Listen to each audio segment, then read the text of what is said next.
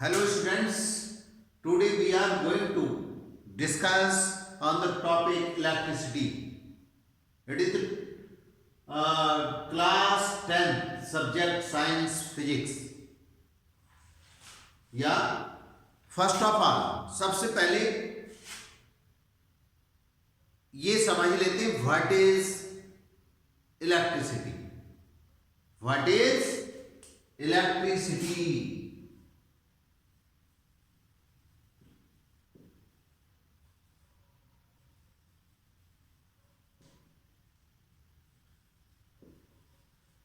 Electricity क्या होती है आप जानते हैं. अपने घरों में आप ट्यूबलाइट जलते हुए देखते होंगे, बल्ब जलते हुए देखते होंगे, फैंस चलते हुए देखते होंगे, मोटर चलते हुए देखते होंगे, शवर सेवल की मोटर और बहुत सारे ऐसे इंस्ट्रूमेंट देखते होंगे जो रन होते हैं बिजली से, मींस इलेक्ट्रिसिटी से. जो इलेक्ट्रिसिटी से रन होते हैं ऐसे बहुत सारे अप्लायंस देखते हैं. तो ये आखिर इलेक्ट्रिसिटी है क्या? Electricity is the flow of charge. Electricity क्या है? Electricity is the flow of charge.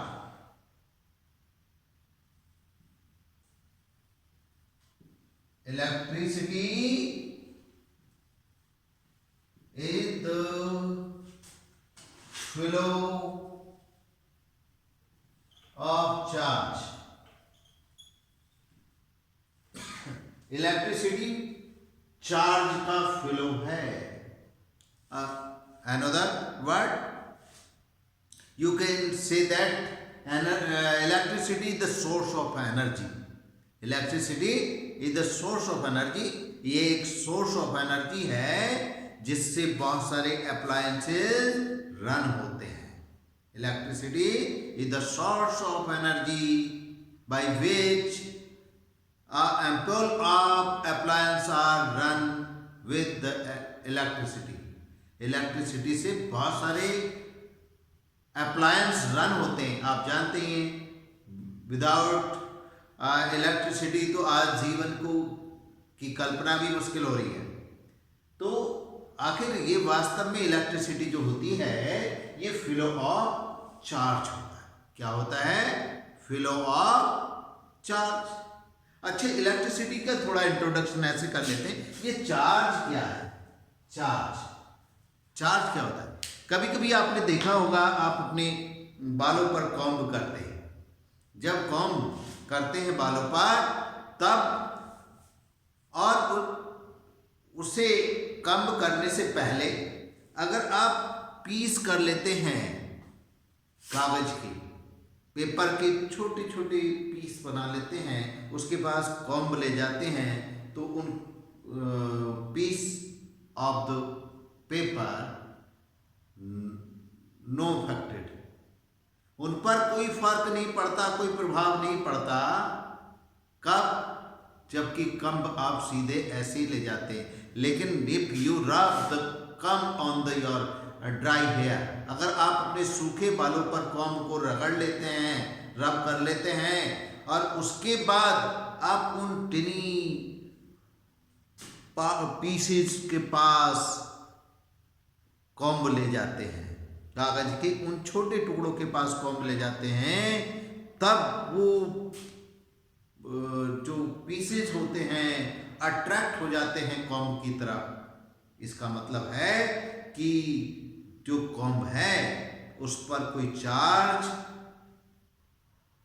Create हो गया जो उन कागज के टुकड़ों पर या पीसेज ऑफ द पेपर पर एक फोर्स एक्सर्ट करता है.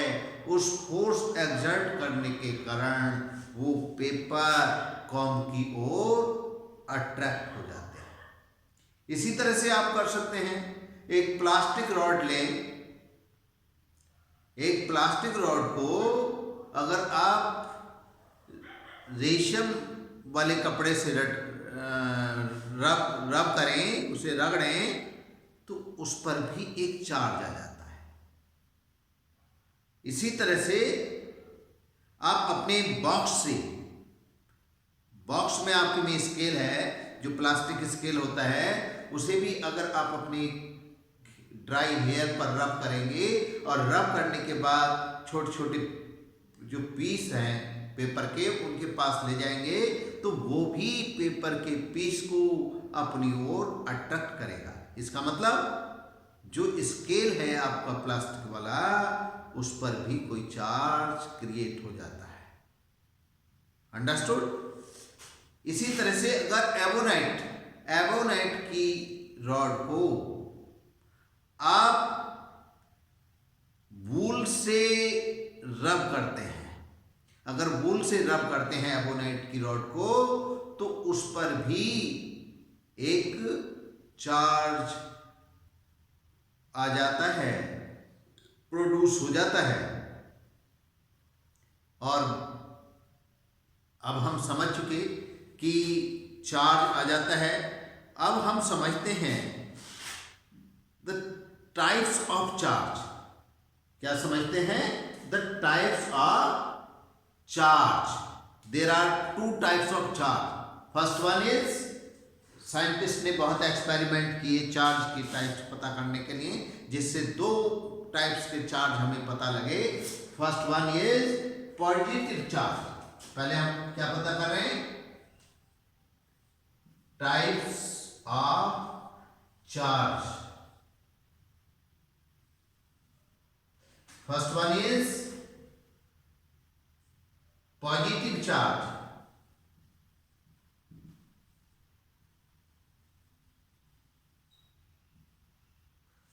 पॉजिटिव चार्ज होता है जब हम ग्लास रॉड को सिल्क क्लॉथ से रब करते हैं।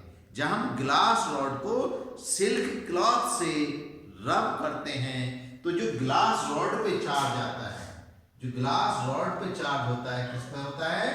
ग्लास रॉड पे। तो वो चार्ज पॉजिटिव चार्ज होता है। प्रैक्टिकल से पता लगा है कि वो चार्ज पॉजिटिव चार्ज होता है। कौन सा? जब ग्लास रॉड को सिल्क क्लॉथ से, ग्लास रॉड को सिल्क क्लॉथ से रब करने पर जो ग्लास रॉड पर चार्ज आता है वो चार्ज पॉजिटिव चार्ज होता है। और when you rub the ebonite rod with the wool, जब ऊन के साथ रगड़ते हैं एवोनाइट रॉड को तो एवोनाइट रॉड पे जो चार्ज आता है that is the negative charge. Second one is negative charge.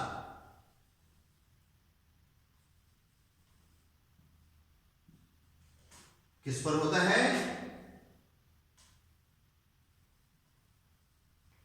एवोनाइट rod पर।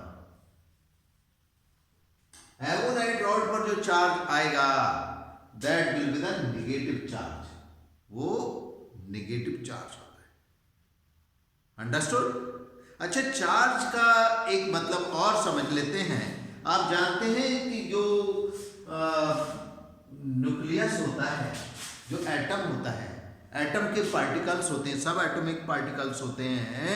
वो सब एटॉमिक पार्टिकल्स कौन कौन से होते हैं? एक होता है प्रोटॉन, एक होता है न्यूट्रॉन और एक होता है electron. Understood?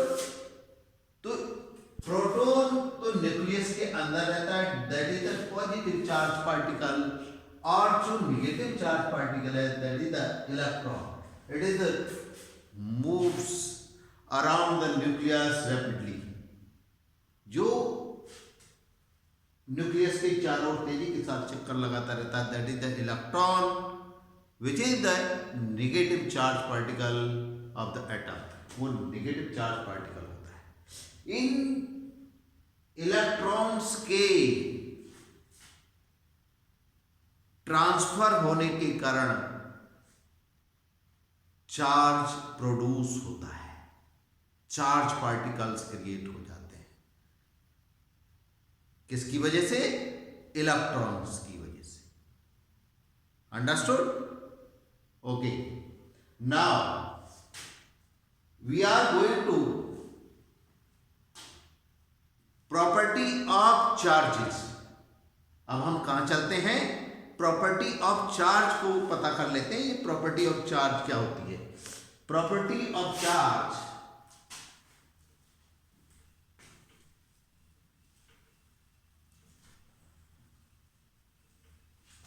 there are here is an important property of charge is first one, if opposite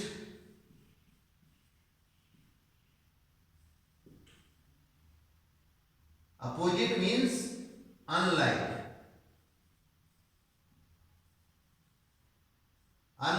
charges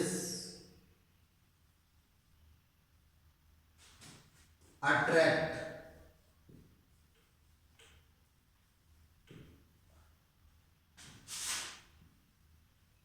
each other। Unlike charge एक दूसरे को अट्रैक्ट करते हैं। मीनिंग अगर आपके पास नेगेटिव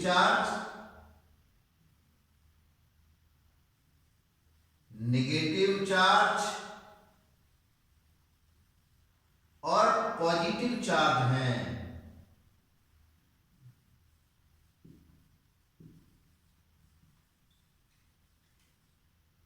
तो ये दोनों एक दूसरे को अट्रैक्ट करेंगे। ये इधर को आएगा, ये इधर को आएगा, अट्रैक्ट करेंगे। क्या करेंगे?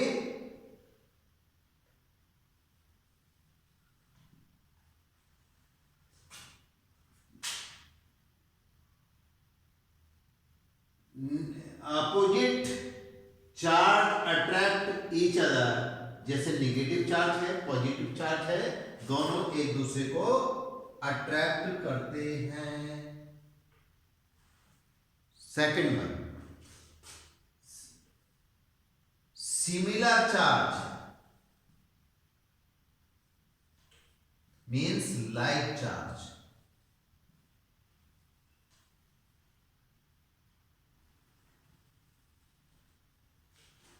रिपेल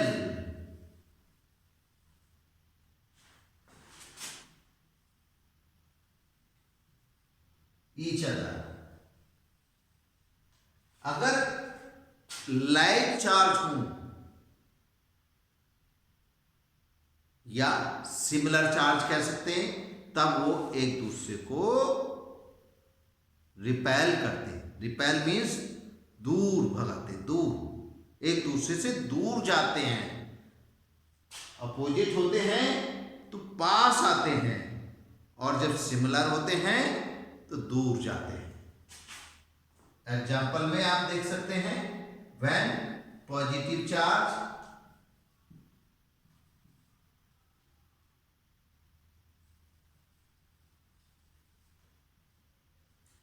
दूसरी ओर भी पॉजिटिव चार्ज है,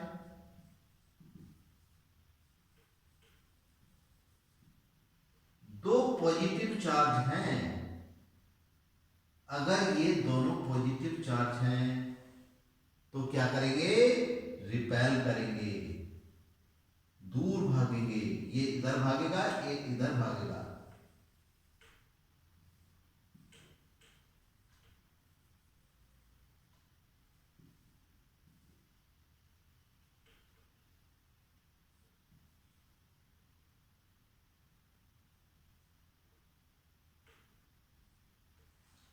अगर लाइक चार्ज है, like means positive positive and negative negative charge.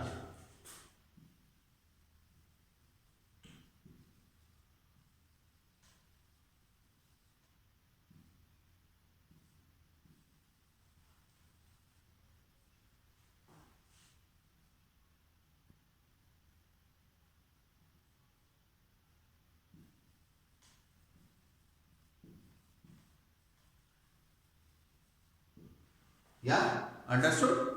अगर पॉजिटिव पॉजिटिव चार्ज है तो रिपेल करेंगे। रिपेल मीन्स एक दूसरे को दूर धकेलेंगे, चाहे पॉजिटिव पॉजिटिव हो या नेगेटिव नेगेटिव हो। और अगर ये अपोजिट हैं, एक पॉजिटिव एक नेगेटिव, तो पास आएंगे। ये it is the important property of charges.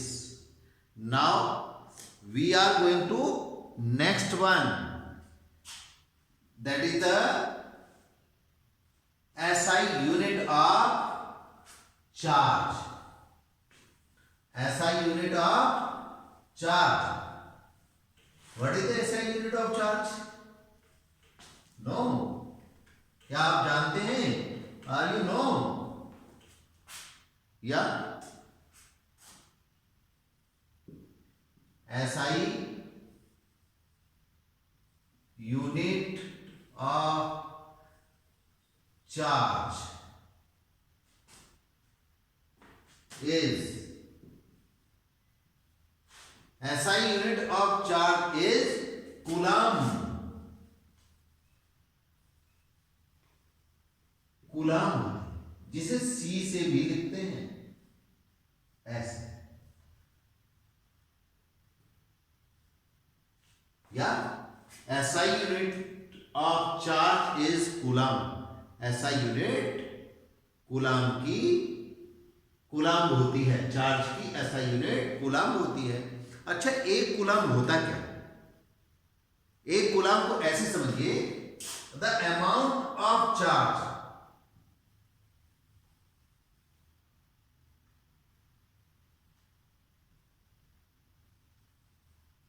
Amount of charge, charge का वो अमाउंट है if exert a force of 9 into 10 to the power 9 Newton. अगर दो चार्ज रखे हुए, एक चार्ज ये और एक चार्ज ये, at the distance of 1 meter, at the distance of 1 meter, then if these are exert a force, amount of charge which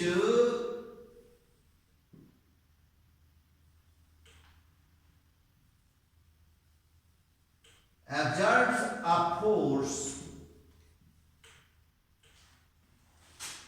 of 9 into 10 to the power 9 Newton when these are placed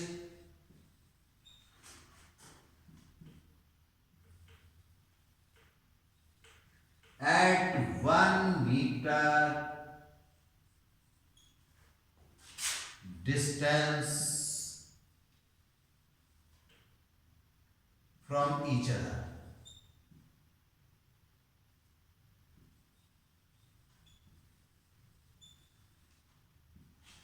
अगर दो charge इस तरह से रखे हुए हैं कि उनके बीच में 1 मीटर की डिस्टेंस है और वो एक दूसरे पर 9 into 9 10 to the power 9 Newton का फोर्स एक्सर्ट करते हैं, तब आप कह सकते हैं कि उनकी जो अमाउंट है, चार्ज का जो अमाउंट है, दैट विल बी 1 कूलम। वो चार्ज का अमाउंट क्या क्या होगा? 1 कूलम होगा। अगर चार्ज 1 मीटर की डिस्टेंस पर एक दूसरे पर 9 into 10 to the power 9 Newton का फोर्स एक्सर्ट करते हैं, तब उन चार्ज का अमाउंट 1 कूलम्ब कहलाता है। Understood? Now we are know that, हम जानते हैं, तो ऐसा यूनिट आपको पता लगी, दैट इज द कूलम्ब। और कूलम्ब क्या होता है? Coulomb the amount of charge which exert a force of 9 into 10 to the power 9 Newton when these are placed at 1 meter distance from each other, जब ये एक दूसरे से 1 मीटर की डिस्टेंस पर रखे हों तब, और उनके बीच में लगने वाला फोर्स 9 × 10⁹ न्यूटन हो, तब उनका अमाउंट 1 कूलम होगा। Now we are going to next. इसे और बेहतर तरीके से समझने के लिए हम समझते हैं चार्ज ऑन अ इलेक्ट्रॉन। एक इलेक्ट्रॉन पर कितना चार्ज होता है? एक इलेक्ट्रॉन पर 1.6 × 10⁻⁻⁹ कूलम नेगेटिव चार्ज। कैसा चार्ज होता है? नेगेटिव।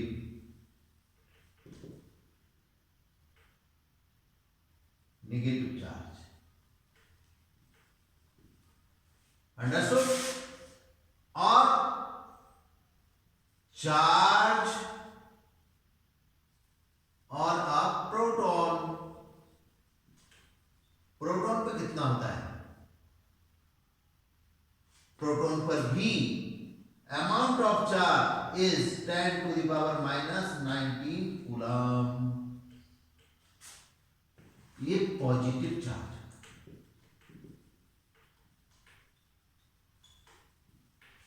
बट यहां पर समझने की बात यह है, प्रोटॉन पर भी इतना चार्ज होता है और इलेक्ट्रॉन पर भी इतने कूलम ही चार्ज होता है।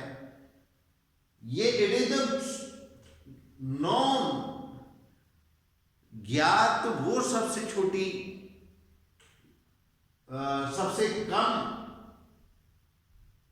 अमाउंट ऑफ चार्ज है जो हमें पता है। किसी पार्टिकल पर कम से कम इतना ही चार्ज होता है, इससे कम चार्ज किसी पार्टिकल पर अभी तक पता नहीं चला है।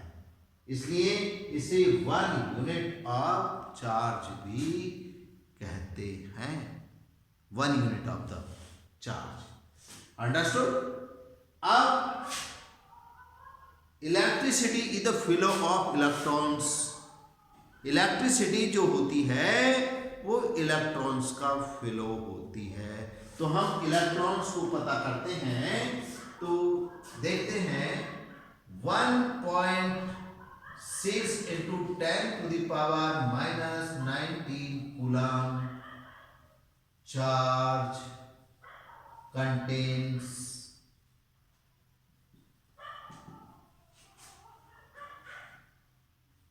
equal 1 electron. तो 1 कूलम चार्ज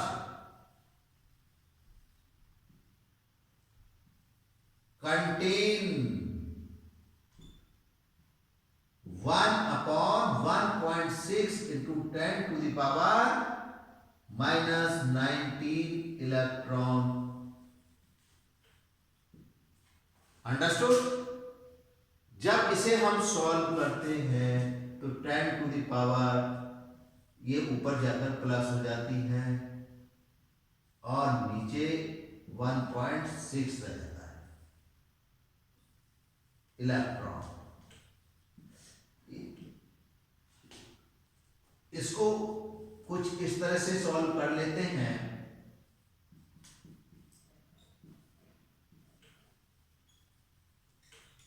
यहां से एक पावर कम करके 10 यहां ले लिया, पॉइंट हटाएंगे 100 हो जाएगा। सॉल्व करेंगे 6.25 × 10⁻18 इलेक्ट्रॉन आ जाएगा। तो अब यहां पे समझने के लिए एक और बात हो गई कि किसी चार्ज को अगर हम कूलम में देख रहे हैं तो 1 कूलम जो होता है, 1 coulomb charge equal to the charge of 6.25 × 10⁻18 electrons. इतने सारे इलेक्ट्रॉन्स के चार्ज के इक्वल होता है 1 कूलम। मतलब कूलम की जो यूनिट है वो इलेक्ट्रॉन पर जो चार्ज होता है उसकी यूनिट से बहुत बड़ी है। इतने इलेक्ट्रॉन के चार्ज के बराबर होता है एक कूलाम चार्ज। अंडरस्टूड? यस। अब हम चलते हैं आगे। आगे चलने के लिए हमारे पास जो टॉपिक मिलता है हमें, अब हम चलते हैं, देखते हैं कि ये चार्ज कहाँ फ्लो होता है, कहाँ फ्लो नहीं होता है। तो जैसे कुछ सब्सटेंस आपके पास हैं, such as iron, stone, board and other. Iron and copper में चार्ज फ्लो होता है, लेकिन स्टोन और ड्राई वुड में चार्ज फ्लो नहीं होता, इलेक्ट्रिसिटी फ्लो नहीं होती। Electricity is the flow of electrons, electrons का फ्लो होता है। तो हम देखते हैं अगर हम किसी ऑब्जेक्ट में, और electricity is the flow of charge भी कह सकते हैं, फ्लो ऑफ चार्ज। अगर हम फ्लो ऑफ चार्ज कह रहे हैं, that is the meaning, that is the electricity, flow of electricity. Understood? अब हम चलते हैं नेक्स्ट। ये कंडक्टर क्या होता है? Conductor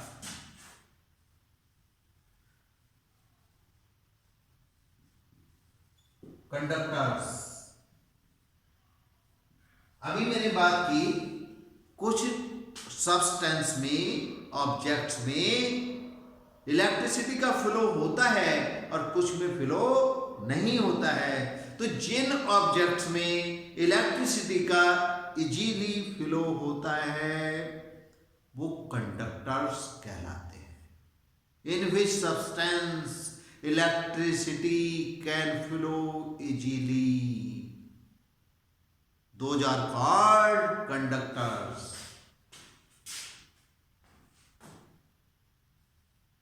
In which substance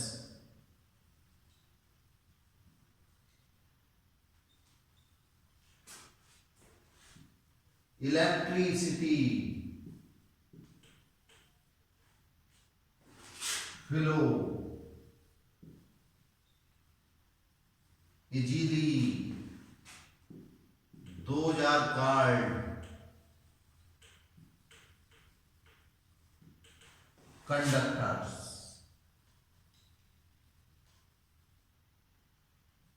conductors वो सब्सटेंस जिसमें इलेक्ट्रिसिटी इजीली फ्लो हो जाती है उन्हें हम कंडक्टर्स कहते हैं। लाइक मेटल्स, मेटल्स जितने भी मेटल्स हैं सभी में इलेक्ट्रिसिटी इजीली फ्लो होती है, तो उन्हें हम कंडक्टर कहते हैं।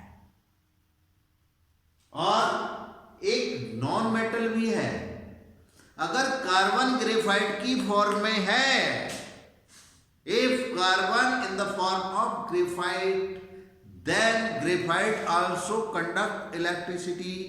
अगर कार्बन एलिमेंट जो होता है वो ग्रेफाइट की फॉर्म में हो तो ग्रेफाइट से इलेक्ट्रिसिटी का फ्लो हो जाता है, इसलिए graphite is also a conductor. Graphite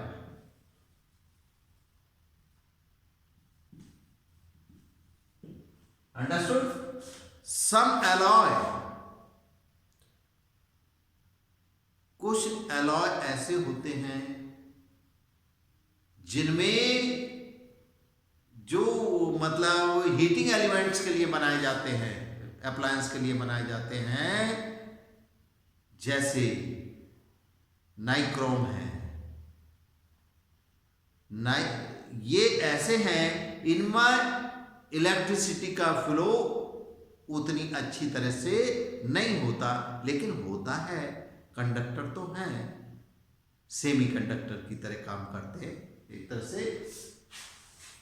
और दूसरी बात, insulator,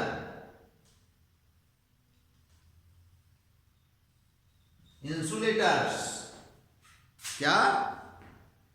insulators. What is insulator? अब एक तो हो गए जिनसे इलेक्ट्रिसिटी का फ्लो होता है ऐसे सब्सटेंस, दूसरे जिनसे फ्लो नहीं होता इजीली या फ्लो होता ही नहीं है, उनको हम इंसुलेटर कहते हैं। By which substance?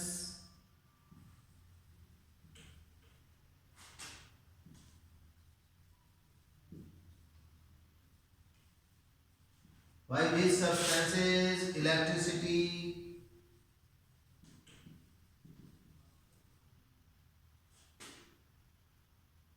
cannot flow?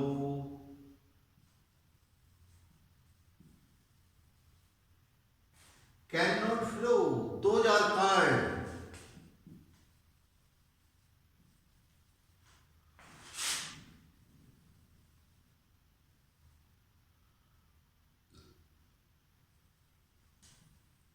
Insulators. उन्हें इंसुलेटर कहते हैं। जैसे प्लास्टिक,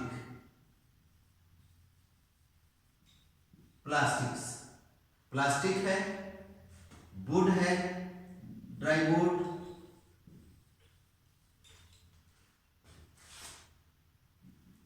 ग्लास है, और क्या होता है? स्टोन है, and so many other substance are insulators. और भी बहुत सारे सब्सटेंस ऐसे हैं जो इंसुलेटर की तरह वर्क करते हैं। अच्छा, हम एक बात जानना चाहते हैं कि कुछ सब्सटेंस कंडक्टर है और कुछ सब्सटेंस इंसुलेटर है, ऐसा क्यों होता है? ऐसा क्यों होता है? ऐसा इसलिए होता है, some substance has free electrons. कुछ सब्सटेंस में फ्री इलेक्ट्रॉन्स होते हैं जो न्यूक्लियस की बाउंडिंग से बाहर निकलकर सब्सटेंस के अंदर फ्रीली मूव कर लेते हैं। अगर फ्री इलेक्ट्रॉन्स हैं मूव करने के लिए, तो वो सब्सटेंस कंडक्टर होते हैं। और जिन सब्सटेंस में न्यूक्लियस की बाउंडिंग और इलेक्ट्रॉन्स की बाउंडिंग इस तरह की होती है, न्यूक्लियस और इलेक्ट्रॉन की बाउंडिंग इस तरह की होती है कि इलेक्ट्रॉन्स न्यूक्लियस की फोर्स से बाहर नहीं जा पाते, वो फ्रीली मूव नहीं कर पाते, वो सब्सटेंस इंसुलेटर होते हैं। अंडरस्टूड? आपने अगर वो पढ़ा होगा जो पीरियोडिक टेबल है, पीरियोडिक टेबल में आपने एक चीज पढ़ी होगी कि इलेक्ट्रॉनिक कॉन्फ़िगरेशन में जिन एलिमेंट्स की लास्ट में 1 2 3 लास्ट ऑर्बिट में 1 2 3 इलेक्ट्रॉन्स होते हैं, वो मोस्टली कंडक्टर होते हैं। और जिनकी लास्ट ऑर्बिट में 4 5 6 7 8 इलेक्ट्रॉन्स होते हैं, वो मोस्टली इंसुलेटर होते हैं। क्या होते हैं? इंसुलेटर होते हैं। नेक्स्ट के लिए हम चलते हैं टाइप्स ऑफ इलेक्ट्रिसिटी। अब हम इलेक्ट्रिसिटी के टाइप्स को देखते हैं। Types of electricity. इलेक्ट्रिसिटी के टाइप कितने हैं? There are 2 types of electricity. First one is static electricity. Types of electricity. First one is static electricity.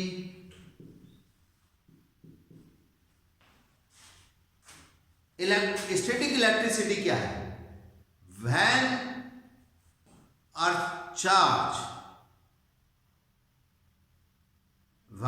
a charge of substance is remain at rest, when charge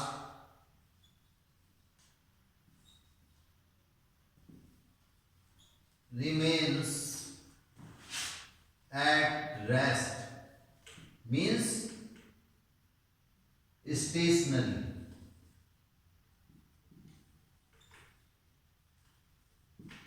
means not move, that not move, then that charge called static electricity.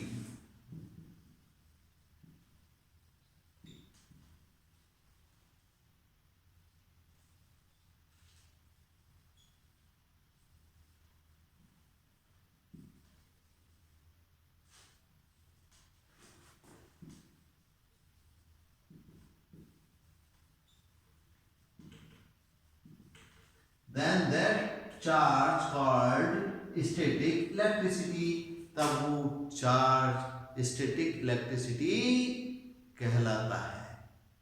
इसके example के रूप में आप क्या ले सकते हैं, जैसे चार्ज ऑफ ग्लास रॉड और charge of ebonite rod and charge of the when to thundering, जब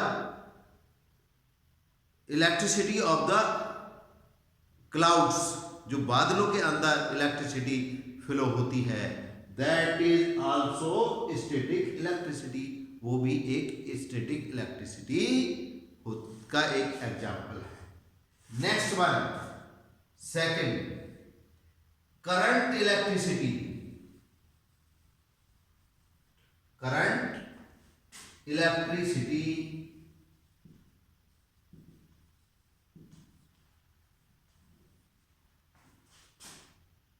when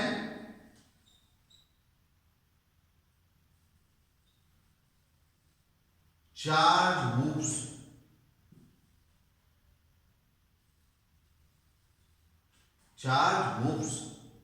in the substance, और हम moves भी कह सकते हैं, when charge in motion भी कह सकते हैं। जब चार्ज मोशन में होता है, then flow of charge is called current electricity.